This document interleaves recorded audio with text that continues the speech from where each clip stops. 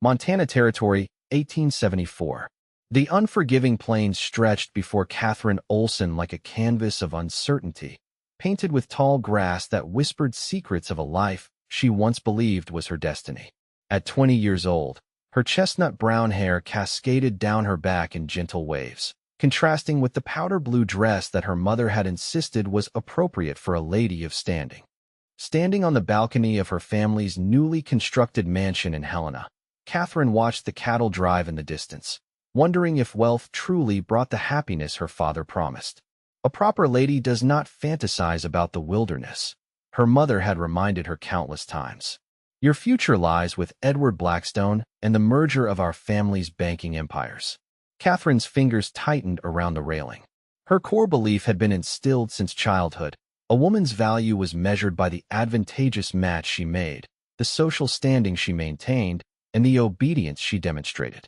Love was a luxury reserved for dime novels, not the daughter of Franklin Olsen, the territory's most ambitious banker.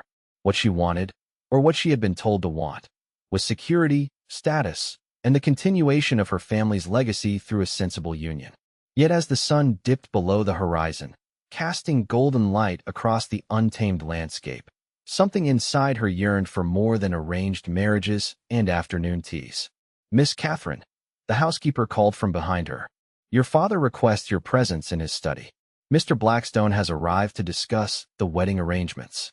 With a resigned sigh, Katherine smoothed her dress and prepared to play her part once more, unaware that fate had different plans for her carefully ordered world.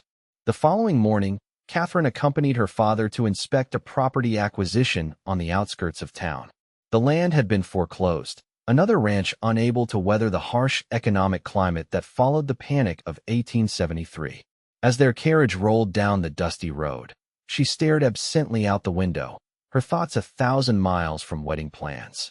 "This will make 15 properties this year," Franklin Olsen declared proudly. "The Olsen banking house expands while others falter."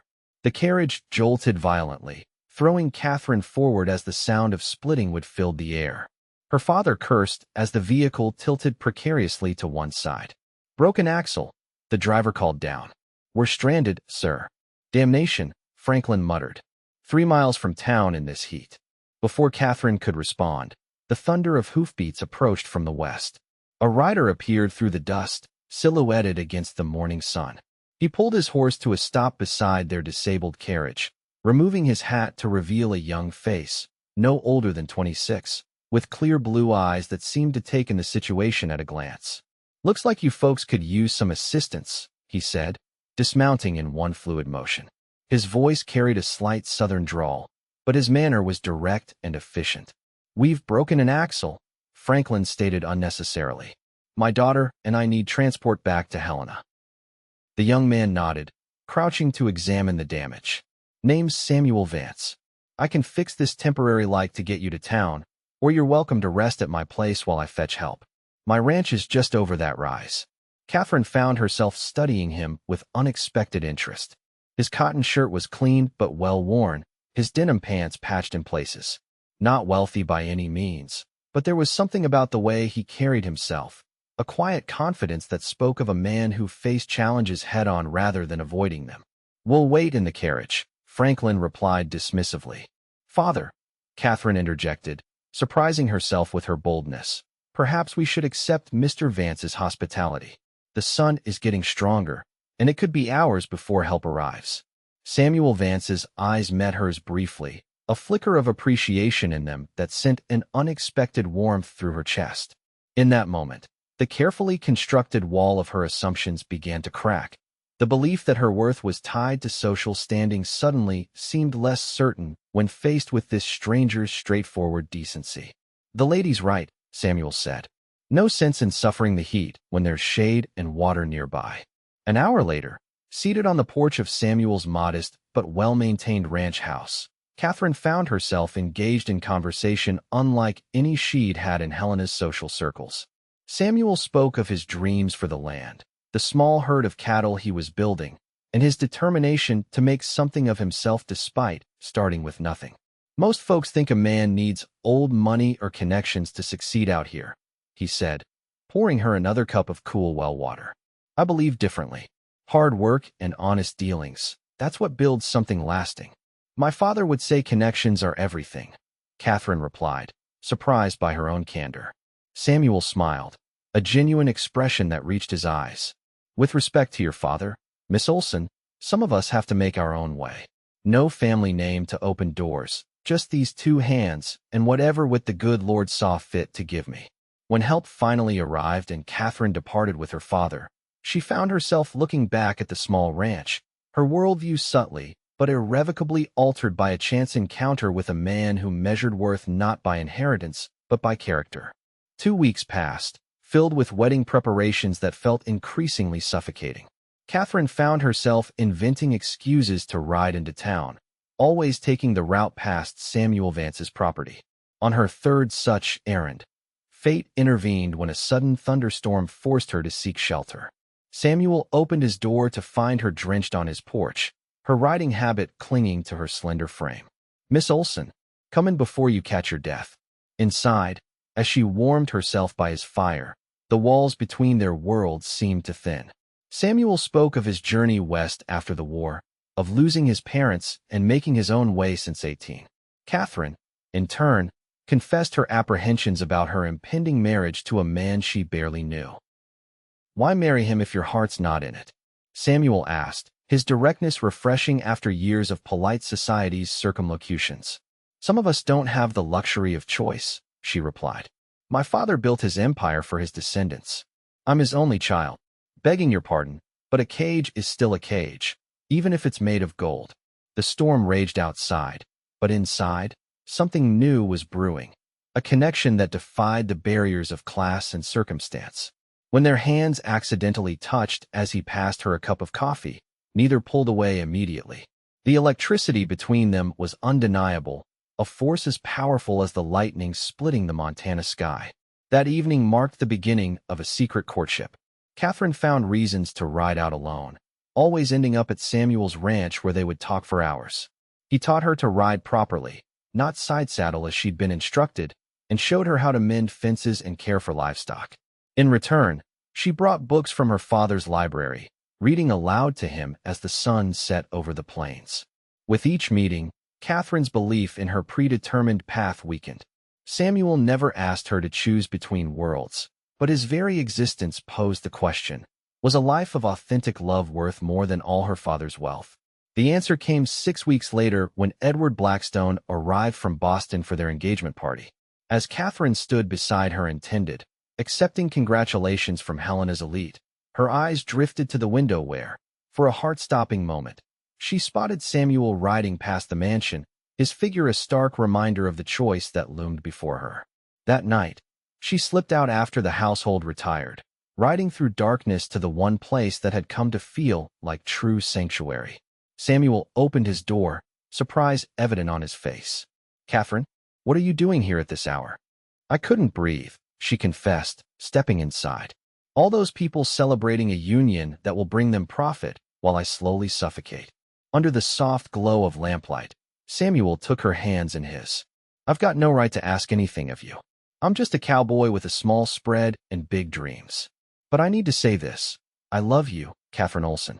I've loved you since you sat on my porch and talked about the stars like they belonged to you. The admission shattered the last of her resistance. I love you too, she whispered, the words both terrifying and liberating. But loving you means losing everything I've ever known. Not everything, he countered, his voice gentle but firm. Just the parts that were never really yours to begin with. Their first kiss, when it came, felt like coming home to a place she'd never been. A contradiction that somehow made perfect sense in the context of their unlikely connection. The revelation came swiftly and without mercy.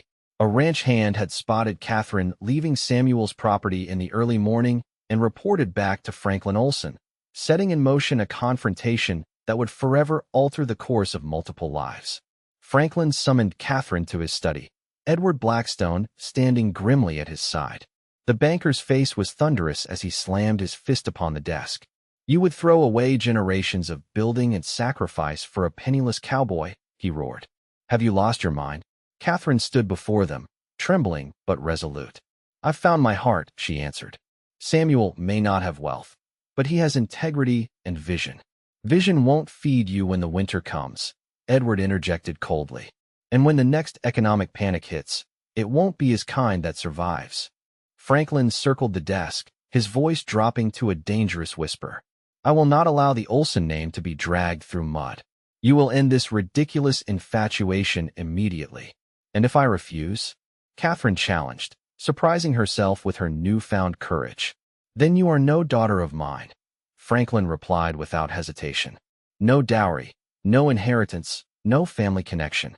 You will be cut off completely, left with nothing but your cowboy's integrity to warm you through Montana winters. The ultimatum hung in the air between them, a point of no return. Katherine felt the weight of generations of expectation pressing down upon her, threatening to crush the fragile new sense of self she had discovered in Samuel's company. I need time to think, she finally said, her voice barely audible. You have until tomorrow morning, her father replied. Choose wisely, Katherine. Some mistakes cannot be undone. That night, alone in her bedroom, Katherine paced until dawn. The logical choice was clear: security, wealth, position, everything she had been raised to value.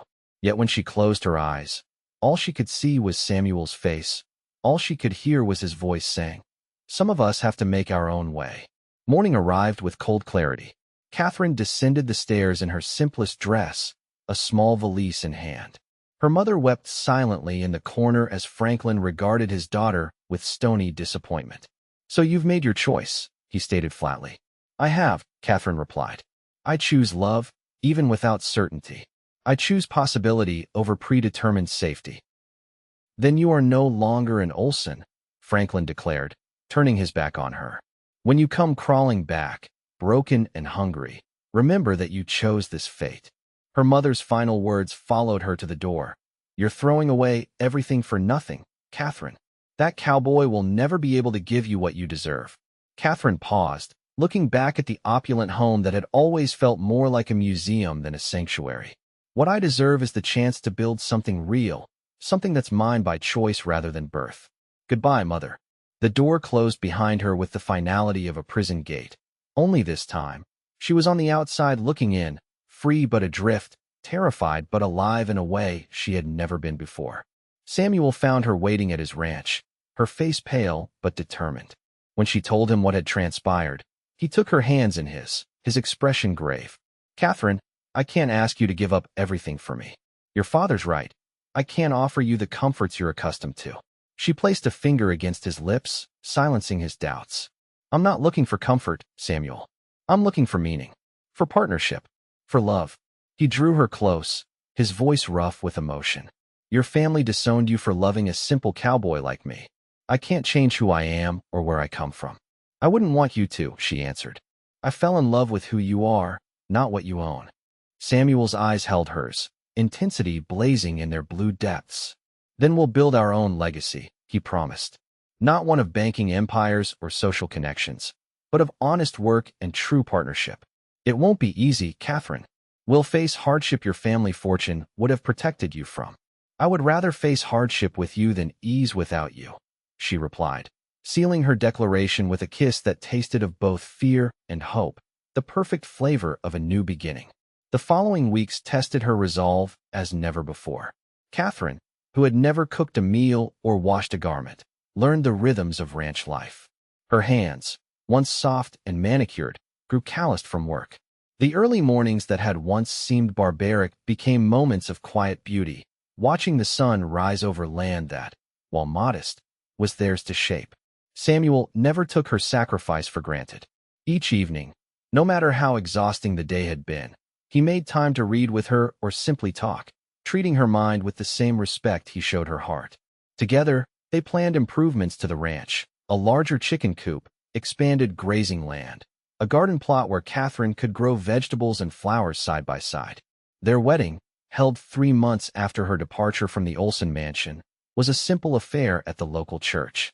Few of Helena's society attended, but Samuel's neighbors and friends filled the pews, welcoming Katherine with genuine warmth that felt more valuable than all the cold politeness of her previous life. As summer turned to fall, the ranch began to prosper under their combined efforts.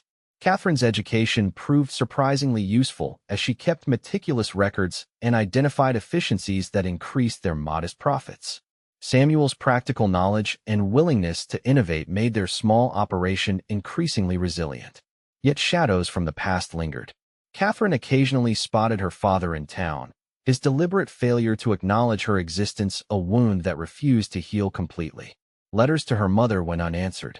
The isolation from her former life, while a choice she did not regret, nevertheless carried its own quiet pain.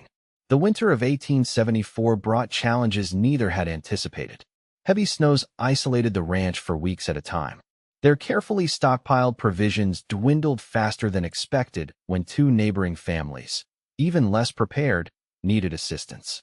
Samuel never hesitated to share what they had, even when it meant tightening their own belts. "This is what community means," he explained when Katherine expressed concern about their diminishing stores. "Today we help them. Tomorrow they may help us." That's how the West is tamed, not by individual strength alone, but by people standing together.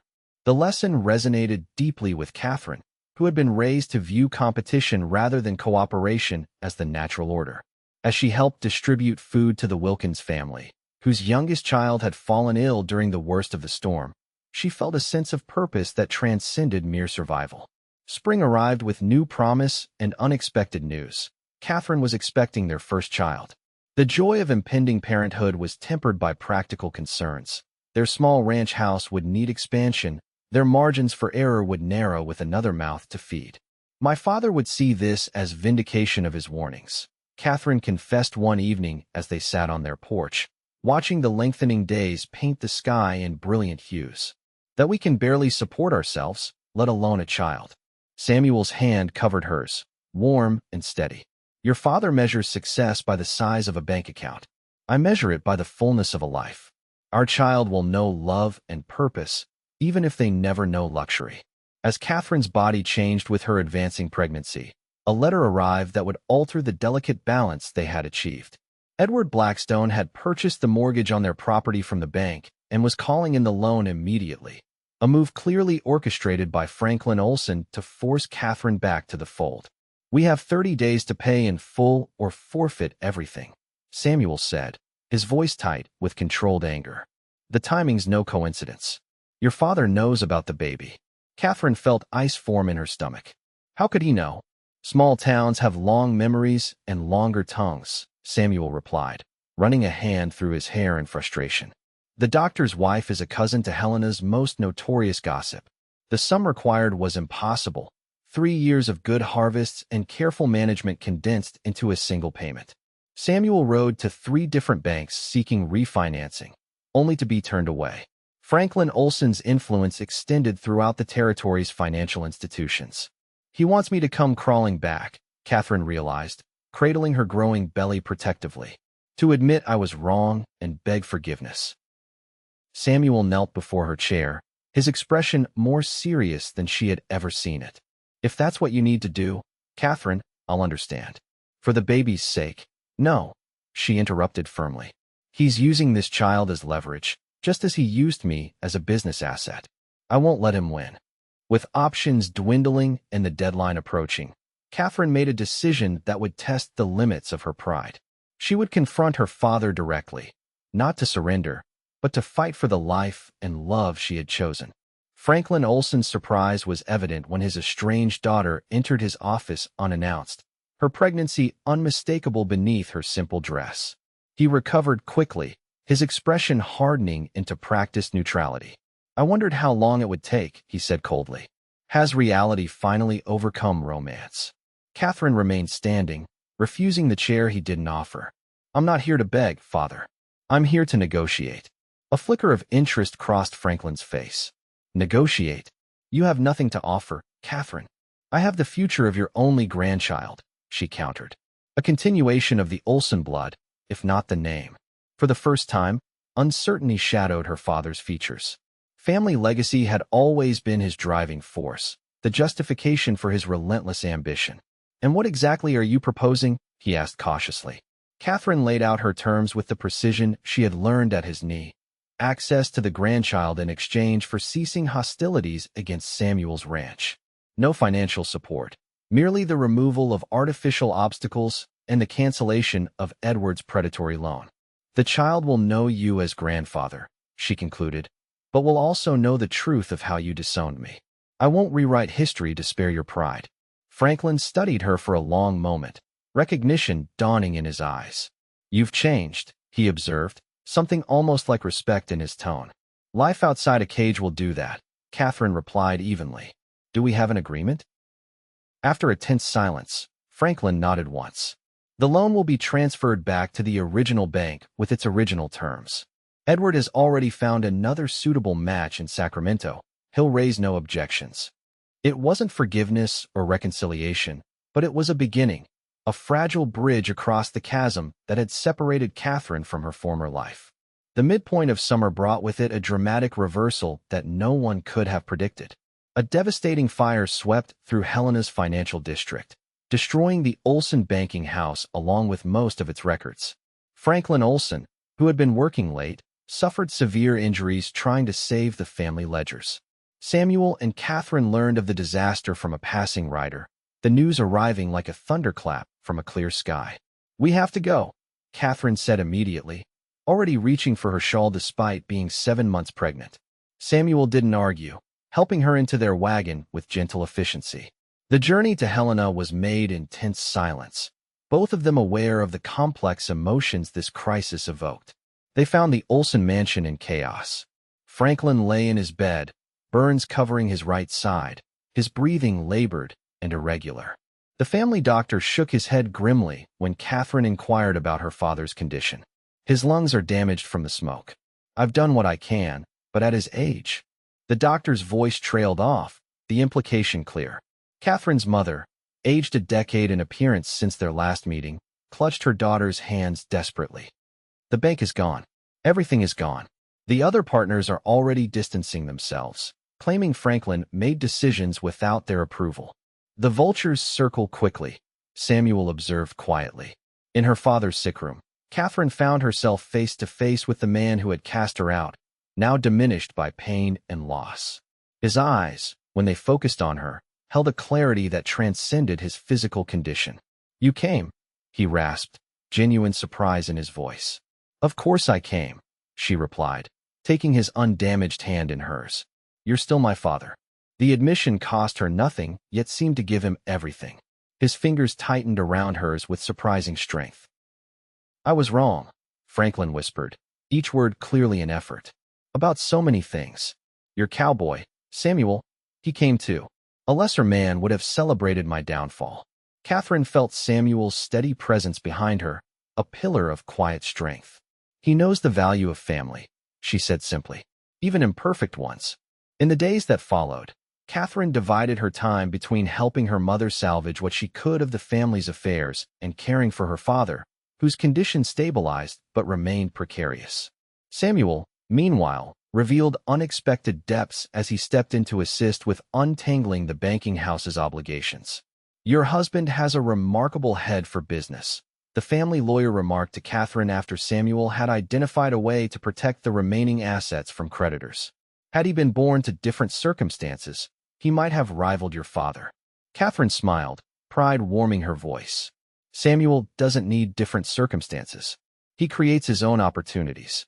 A month later, Franklin Olsen died peacefully in his sleep, his hand clasped in his daughter's. His passing marked the end of an era for both the territory's financial landscape and the Olsen family itself. The reading of the will brought one final surprise. Franklin had amended his testament during his final weeks, reinstating Katherine as his heir, with one significant stipulation. The remnants of the Olsen fortune were to be used to establish a new agricultural bank serving small ranchers and farmers throughout the territory. A bank to be managed jointly by Katherine and Samuel. He respected you in the end, Katherine's mother explained tearfully. He said Samuel had the vision he himself had lost somewhere along the way. The crisis that had seemed destined to tear them apart instead forged unexpected connections. Katherine's mother, released from Franklin's domineering influence, revealed a warmth and adaptability that astonished her daughter. Within 6 months, she had sold the Helena mansion and relocated to a comfortable cottage near Samuel and Katherine's expanding ranch. "This house has too many ghosts," she explained. "I want to be near my grandchild, to watch a new generation grow without the weight of false expectations."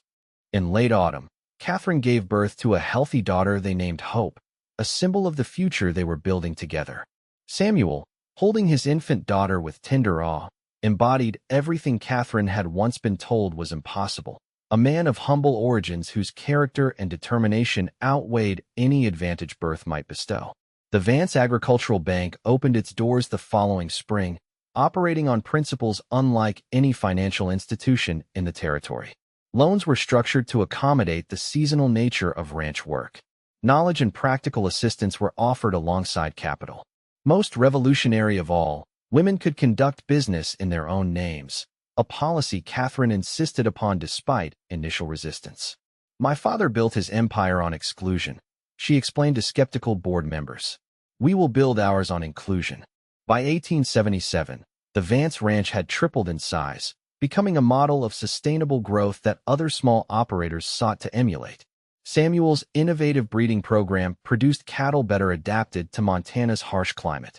Katherine's management skills ensured that expansion never outpaced their resources. Their home, once a modest two-room cabin, grew organically as their family and prosperity increased. A second child, a son they named Franklin Samuel, arrived in the summer of 1878, completing their immediate family but not their growing circle of connection. On warm evenings, the extended Vance household gathered on the wide porch that wrapped around their home. Samuel and Katherine at its center, her mother in the rocking chair Samuel had crafted for her birthday, the children playing at their feet, and often neighbors joining them for simple meals and genuine conversation. "Did you ever imagine this?" Samuel asked one such evening, his arm around Katherine as they watched the sunset paint the distant mountains in gold and purple. "When you left everything behind." Katherine leaned into his embrace, reflecting on the journey that had brought them to this moment. "I imagined being with you," she answered honestly. "Everything else was a leap of faith." Samuel's laugh rumbled in his chest. "Faith and hard work. And love," Katherine added, turning to face the man who had shown her that worth was measured in character rather than currency. "Always love." As darkness settled over the Montana plains, lights twinkled in the windows of their home. Not the ostentatious glow of chandeliers that had illuminated her father's mansion, but the warm, steady light of a family that had created its own definition of success. Katherine Olsen Vance, once the reluctant heiress to a banking fortune, had found her true inheritance in the legacy of love she and Samuel built together. A legacy measured not in dollars, but in moments, not in status, but in substance. In choosing Samuel, she had lost a predetermined path, but discovered a purpose crafted by her own hands. In building their ranch and family, they had created something neither could have achieved alone. Proof that the most valuable partnerships are those forged through both adversity and joy, sustained by mutual respect and unwavering commitment. Their story, whispered across the territory as years passed, became something of a frontier legend. How a banker's daughter and a simple cowboy defied convention to build a legacy that transformed not just their own lives but the community around them. Not through grand gestures or inherited privilege, but through the quiet revolution of choosing love over expectation, possibility over security, and the unmapped future over the confined past.